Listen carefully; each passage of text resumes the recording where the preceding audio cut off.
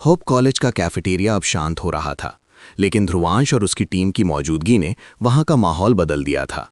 शुभम से बात करने और थोड़ी शांति पाने के लिए ध्रुवांश ने सुझाव दिया कि वे किसी शांत जगह बैठें। ध्रुवांश, सिल्वी, कबीर, ईशा और उनके बाकी साथी कैफेटेरिया के सामान्य हिस्से की बजाय किसी वीआईपी सेक्शन की ओर बढ़े। ये जगह आम स्टूडेंट्स के लिए नहीं थी। यहाँ कांच की दीवारों के पीछे मखमली सोफे, एयर कंडीशनिंग और एक अलग ही लेवल की शांति थी। गेट पर खड़े गार्ड ने पहले उन्हें रोकने की सोची, लेकिन जैसे ही उसकी नज़र कबीर, अनिकेत और विवेक पर पड़ी, जो देश की रॉयल और सबसे अमीर ताकतवर फैमिलीज से थे, गार्ड ने तुरंत घबराते रास्ता छोड़ा और वीआईपी गेट खोल दिया। रॉयल फैमिली के लोगों और पावरफुल हंटर से भरे इस ग्रुप को मना करने की हिम्मत भला किसमें थी। वे सब अंदर जाकर अपनी अपनी जगहों पर सेटल हो गए। उसी वक्त मीलों दूर द्रोणा एकेडमी, एम्परर आर्ना अपने आलीशान ऑफिस में बैठी थीं। उनके सामने ढेरों फाइल्स और होलोग्राफिक स्क्रीन्स खुली थीं। वे काम में डूबी हुई थीं, लेकिन उनके माथे पर चिंता की लकीरें साफ दिख रही थीं। टिंग! उनके पर्सनल कंप्यूटर पर एक नोटिफिकेशन आया, न्यू मेल फ्रॉम माही। आर्ना ने तुरंत मेल खोला। उसमें एक वीडियो अटैचमेंट था और नीचे एक फुल डिटेल में रिपोर्ट थी। आर्ना ने वीडियो प्ले किया। स्क्रीन पर होप कॉलेज का फुटेज चल रहा था। उसमें साफ दिख रहा था कि कैसे लोकल हंटर्स का एक ग्रुप शुभम को घेर रहा था, उसे धमका रहा था, और फिर ध्रुवांश की एंट्री।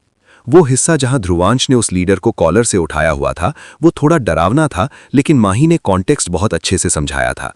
वीडियो खत्म हुआ। आर्ना ने अपनी कुर्सी पर पीछे झुकते हुए एक गहरी सांस ली। उसने अपना सिर हिलाया। उफ, ये ध्रुवांश भी ना, आर्ना ने बुदबुदाते हुए कहा, लेकिन उसकी आवाज में गुस्से से ज्यादा एक फिक्र थी। कभी अपने गुस्से पर काबू नहीं रख पाता।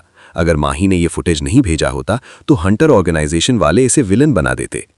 आर्ना ने कीबोर्ड पर अपनी उंगलियां चलाईं। उसने उस फुटेज में कुछ आधिकारिक नोट्स जोड़े, घटना का पूरा विवरण हाईलाइट किया और उसे सीधे हंटर ऑर्गेनाइजेशन के हेडक्वार्टर और डिसिप्लिनरी कमिटी को फॉरवर्ड कर दिया। सेंड। आर्ना ने राहत की सांस ली। चलो, एक मुसीबत तो टली। अब चलते हैं एक ऐसी दुनिया में जो इन इंसानी झमेलों से बहुत दूर थी। Moonlight realm. यहाँ हमेशा की तरह एक जादुई शांति और सुकून था। मूनलाइट रेल्म के विशालकाय मून गेट के सामने फैला हुआ अथाह समुद्र इस वक्त पिघले हुए सोने जैसा चमक रहा था। सूरज धीरे धीरे क्षितिज में डूब रहा था और आसमान में नारंगी और बैंगनी रंगों की चित्रकारी हो गई थी। समुद्र के किनारे पर काफी चहल पहल थी, लेकिन ये शोर शराबा नहीं, बल्कि काम का शोर था। वहां कुछ इंसान और कुछ वुल्फ ट्राइब के लोग एक साथ मिलकर काम कर रहे थे। वे इंसान हंटर ऑर्गेनाइजेशन के बेस्ट इंजीनियर्स थे, जिन्हें डेविल की अनुमति से वहां एक हाईटेक टेलीपोर्टर इंस्टॉल करने के लिए भेजा गया था। काम लगभग पूरा हो चुका था। मशीनें अपनी जगह पर सेट थीं और टेस्टिंग चल रही थी। वुल्फ ट्राइब का एक नौजवान, जिसका शरीर गठीला था और चेहरे पर भेड़िए जैसे बाल थे, वो एक इंसानी इंजीनियर के पास आया और उसने इंजीनियर की पीठ थपथपाई। मानना पड़ेगा आपको भाई, वुल्फ लड़के ने अपनी भारी आवाज में तारीफ की। इतना जटिल काम और इतनी जल्दी खत्म, हम तो सोच रहे थे कि इसमें हफ्तों लगेंगे।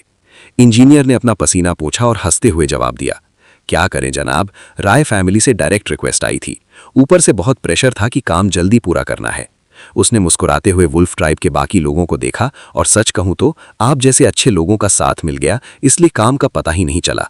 आपने हमारा दिल भी बहलाया और मदद भी की। इंजीनियर की आवाज थोड़ी भावुक हो गई। सच बताऊं दोस्त, यहां आने से पहले मैं डेमी ह्यूमन से डरता था। हमें लगता था कि आप लोग खूंखार होते हैं, लेकिन मूनलाइट रेल्म आने के बाद मेरा नजरिया पूरी तरह से बदल गया है। ये जगह सच में बहुत खूबसूरत है और यहाँ के लोग उससे भी ज्यादा अच्छे हैं। ये सुनकर वुल्फ ट्राइब के लोग खिलखिलाकर हंस पड़े। उनकी हंसी में एक अपनापन था। एक बुजुर्ग वुल्फ ने मजाक करते हुए कहा, अरे बस बस, अब आप लोग ज्यादा तारीफ कर रहे हैं, शर्म आ जाएगी हमें। और वैसे आप लोगों ने अभी मूनलाइट रेल्म देखा ही कहाँ है। ये तो बस बाहरी हिस्सा है, गेट के पास का इलाका। असली शहर, वो जादुई दुनिया तो अंदर है। बुजुर्ग ने रहस्यमयी अंदाज में कहा, अगर मौका मिला तो मैं लॉर्ड डेविल से इजाजत लेने की कोशिश करूंगा कि वे आपको एक बार अंदर घूमने दें। आप वो नज़ारा जिंदगी भर नहीं भूलेंगे। इंसान ये सुनकर रोमांचित हो गए। तभी एक और वुल्फ ने प्रस्ताव रखा, तो भाइयों, काम तो लगभग पूरा हो गया है, तो क्यों ना आज थोड़ी सी मौज मस्ती हो जाए। हमारे पास मूनलाइट की स्पेशल वाइन और ताज़ा शिकार का मांस है। इंसानों ने एक दूसरे को देखा और मुस्कुराए। क्यों नहीं, नेकी और पूछ पूछ। वे सभी हंसी खुशी बातें करते हुए बॉन फायर जलाने की तैयारी करने लगे। वे इस बात से पूरी तरह से अनजान थे कि उनकी ये खुशी, ये भाईचारा किसी की नज़रों में खटक रहा था। समुद्र तट से कुछ दूरी पर एक ऊंची चट्टान के ऊपर हवा में एक अजीब सी लहर थी। वहां कोई नहीं दिख रहा था, लेकिन अगर कोई बहुत ध्यान से देखता तो उसे हवा में दो धुंधली आकृतियां नजर आती। वे दो लड़कियां थीं, लेकिन वो आम लड़कियां नहीं थीं। उनकी पीठ पर दूधिया सफेद रंग के विशाल विंग्स थे जो शांति से सिकुड़े हुए थे। उन्होंने खुद को इनविजिबल किया हुआ था। उनमें से एक थोड़ी बड़ी और तजुर्बेदार लग रही थी, उसकी आंखों में एक ठंडा क्रूर निश्चय था। दूसरी थोड़ी कम उम्र की और नौसिखिया लग रही थी। वे दोनों इतनी दूर खड़े होकर भी नीचे हो रही हर बात साफ सुन पा रही थीं। बड़ी वाली लड़की ने अपनी नाक से कोड़ी, जैसे उसे नीचे के दृश्य से घिन आ रही हो। सुनने में आया है कि ये डीमंस का राज्य बहुत तेजी से बढ़ रहा है। इनकी बढ़ती शक्तियां और ये भाईचारा इस दुनिया के लिए एक श्राप है। उसने अपनी मुट्ठी भींच ली। ये गंदगी फैला रहे हैं, हमें इनके और ताकतवर होने से पहले ही इन्हें कुचल देना होगा, जड़ से उखाड़ देना होगा। ये सुनकर दूसरी छोटी लड़की ने थोड़ा हिचकिचाते हुए कहा, लेकिन दीदी, हमें ये सब करने की क्या जरूरत है? राजकुमारी तो पहले से ही इनके बीच मौजूद है, वे अंदर हैं, हम बस उन्हें खबर कर देते हैं, वे अकेले ही इन सबको खत्म करने के लिए काफी है ना? बड़ी लड़की ने नामे सिर हिलाया। उसकी आंखों में एक गहरी साजिश थी। नहीं, हम ऐसा रिस्क नहीं ले सकते। राजकुमारी की पहचान को हम खतरे में नहीं डाल सकते। अगर उन्हें पता चल गया कि वे कौन है तो अनर्थ हो जाएगा। वैसे भी वे खुद किसी बड़े मकसद पर है। उसने नीचे काम कर रहे इंसानों की ओर इशारा किया, जैसा उस डीमन ने कहा कि असली शहर अंदर है, हमें वहां जाना होगा, हमें उस शहर की टोह लेनी होगी। उसने अपना प्लान बताया और अंदर जाने का सिर्फ एक ही तरीका है, हमें उन इंसानों के ग्रुप में शामिल होना होगा। उसकी आंखों में चमक आ गई। हम उन इंसानों में से दो को हटा देंगे हमेशा के लिए, और उनकी जगह हम ले लेंगे। कोई हमें पहचान नहीं पाएगा। छोटी लड़की ने एक पल सोचा, फिर हाँ में सिर हिला दिया। वे दोनों गिद्ध की तरह उन खुशहाल इंसानों को घूरने लगी, अपने शिकार को चुनने के लिए तैयार। मूनलाइट रेल्म पर एक बड़ा खतरा मंडरा रहा था, एंजल्स का खतरा। वापस चलते हैं होप कॉलेज के वीआईपी कैफेटेरिया में। माहौल रिलैक्स था, लेकिन यहाँ एक छोटा सा बंटवारा हो गया था। जैसे ही वे लोग सोफे पर बैठने लगे, लड़कियों ने अपनी एक अलग लॉबी बना ली थी। ईशा, कृति और प्रिया ने मिलकर एक घेरा बनाकर सिल्वी को अपने बीच में बिठा लिया। उन्होंने जानबूझकर ध्रुवांश को सिल्वी के पास फटकने भी नहीं दिया। बेचारी सिल्वी बार बार ध्रुवांश को देख रही थी, लेकिन ईशा ने उसका हाथ पकड़कर उसे अपनी तरफ खींच लिया। लड़के ध्रुवांश, कबीर, शुभम, अनिकेत और विवेक मजबूरन दूसरी तरफ वाले सोफों पर बैठ गए। ध्रुवांश ने एक बार सिल्वी को देखा, फिर मुस्कुराकर रह गया। उसे पता था कि लड़कियों की गपशप के बीच में पड़ना खतरे से खाली नहीं है। वेटर आया। सर, मैम, क्या लेंगे आप? कृति, ईशा और शुभम ने एक साथ कहा। हमने तो अभी अभी खाया है, पेट फुल है, बस कॉफी ले आओ। ध्रुवांश और बाकी लड़कों ने भी हामी भरी। हाँ, स्ट्रॉन्ग कॉफी चलेगी। शुभम ने वेटर को ऑर्डर दिया, और जैसे ही वेटर गया, लड़कियों की मस्ती शुरू हो गई। कृति सिल्वी के करीब खिसकते हुए बोली, उसकी आंखों में असली वाली तारीफ थी। यार मिस सिल्वी, कृति ने सिल्वी के चेहरे को गौर से देखते हुए कहा, बुरा मत मानिएगा, लेकिन सच में आप तो बहुत ही ज्यादा खूबसूरत हैं। मतलब इतनी पास से तो आप और भी अनरियल लग रही हैं। सिल्वी के गालों पर हल्की सी लाली आ गई। उसने विनम्रता से मुस्कुराते हुए कहा, अरे नहीं, इतनी तारीफ करने की जरूरत नहीं है, और प्लीज मुझे मिस मत बोलिए। आप सभी मुझे सिर्फ सिल्वी बुला सकती हैं, हम दोस्त हैं ना? ये सुनना था कि प्रिया चहक उठी। उसे तो जैसे लॉटरी मिल गई हो। ठीक है सिल्वी, प्रिया ने टेबल पर आगे झुकते हुए कहा, तो फिर दोस्त होने के नाते प्लीज यार, मुझे भी अपनी खूबसूरती का राज बताओ ना। कौन सा फेस वॉश यूज करती हो? कौन सा सीरम? डाइट क्या है तुम्हारी? क्या करती हो तुम? प्रिया एक सांस में 10 सवाल पूछ गई। उसे लगा कोई जादुई प्रोडक्ट होगा जिसे लगाकर वो भी परी बन जाएगी।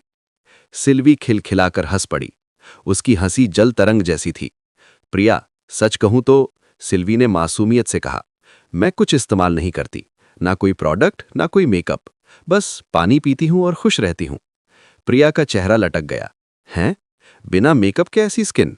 ये तो चीटिंग है यार। प्रिया ने निराश होकर कहा, भगवान ने सारा टाइम तुम्हें बनाने में ही लगा दिया क्या? फिर प्रिया ने अपना असली एजेंडा बाहर निकाला। अच्छा चलो छोड़ो ब्यूटी टिप्स, कम से कम ये तो बता दो। उसने अपनी आवाज धीमी की और शरारती अंदाज में पूछा, लड़का पटाने की कोई ट्रिक दे दो, या फिर यही बता दो कि ईशा के भाई यानी उस हॉट लड़के को तुमने कैसे पटाया? क्या मंत्र फूंका उस पर? सिल्वी का चेहरा शर्म से गुलाबी हो गया। उसने चोरी से एक नजर सामने वाले सोफे पर बैठे ध्रुवांश की ओर डाली। ध्रुवांश वहां कबीर और शुभम को कुछ समझा रहा था। वो सीरियस लग रहा था, लेकिन सिल्वी को पता था कि वो कितना सॉफ्ट है। तभी कृति ने हंसते हुए प्रिया को टोका, प्रिया, तुझे क्या लगता है सिल्वी को किसी को पटाने की जरूरत है? देख जरा उनको, इनके एक इशारे पर तो कोई भी लड़का जान देने को तैयार हो जाएगा। ध्रुवांश क्या चीज है? सिल्वी ने तुरंत ना में सिर हिलाया। उसका चेहरा अब गंभीर और भावुक हो गया था। नहीं कृति, सच कहूं तो, सिल्वी ने मासूमियत से कहा। बाकियों का पता नहीं, लेकिन ध्रुवांश के मामले में ऐसा बिल्कुल नहीं है। वहां सन्नाटा छा गया। लड़कियां ध्यान से सुनने लगीं। सिल्वी की आंखों में एक अलग चमक आ गई, सम्मान और प्यार की चमक। ध्रुवांश को खूबसूरती से नहीं मनाया जा सकता, सिल्वी ने कहा। उन्हें मेरी शक्ल सूरत से कोई फर्क नहीं पड़ता। वो सबसे अलग हैं, बहुत खास। उसने एक गहरी सांस ली, जैसे पुरानी यादों में खो गई हो। पता है, उनके साथ कोई भी लड़की खुद को दुनिया की सबसे सुरक्षित इंसान महसूस करेगी। वो सिर्फ प्यार नहीं करते, वो रक्षा करते हैं। सिल्वी की आवाज थोड़ी कांपी, लेकिन उसमें गर्व था। वो मुझे किस्मत से मिले हैं, बस इतना समझ लो, उसने ध्रुवांश को देखते हुए कहा। उनको पाने के लिए मुझे मौत के मुंह से लौटना पड़ा था। मैंने अपनी पूरी दुनिया उनको मान लिया है, अपना सब कुछ दांव पर लगा दिया, सिर्फ उनके साथ रहने के लिए। और वो मेरे लिए मौत से भी लड़े हैं। सिल्वी के चेहरे पर एक ऐसी खुशी थी जो रूहानी थी, लेकिन प्रिया, कृति और ईशा, इनके चेहरों पर हैरानी थी। उन्हें लगा था ये कोई कॉलेज रोमांस होगा, लेकिन सिल्वी की बातों ने उन्हें बता दिया कि ये इश्क आग का दरिया है, मौत के मुंह से निकलकर जाना है। कृति ने सोचा, आखिर इन दोनों की कहानी क्या है? कैफेटेरिया के उस कोने में अब हंसी मजाक थम गया था, और हवा में एक गहरे सच्चे प्रेम की खुशबू घुल गई थी। सिल्वी की इस बात का क्या मतलब था? उधर मूनलाइट रेल्म में वो एंजल क्या करने वाली हैं, और ध्रुवांश शुभम से क्या बात कर रहा है? कहानी अब रोमांस और एक बड़े खतरे की ओर बढ़ रही है।